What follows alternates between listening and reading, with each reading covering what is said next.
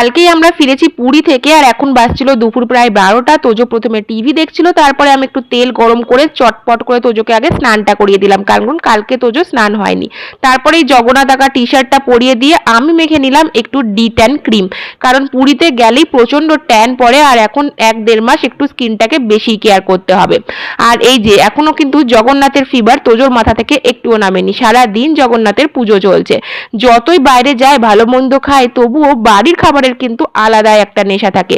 আজকে হয়েছিল পাটের শাক, বাটি করে চুমুক দিয়ে পাটের শাক খেতে আমার দুর্দান্ত লাগে।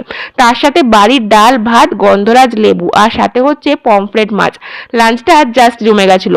তোজোকে চেষ্টা করেছিলাম দুপুরবেলা একটু ঘুম পাড়ানোর, কিন্তু সেটা তো বৃথায় চেষ্টা, একটুও ঘুমায়নি। রাত্রেবেলা এসেছিল মা আর মণিমা, তোজো একটু বেরিয়েছিল টোটো করে, কারণ বেড়াতে যাওয়ার নেশাটা তো তোজোর মধ্যে এখনো আছে, এত ঘুরে বেরিয়ে এসেছে বলে কথা। সেখান থেকে এটা কিনে এনেছে, যেটা নিয়ে এখন খেলা করছে।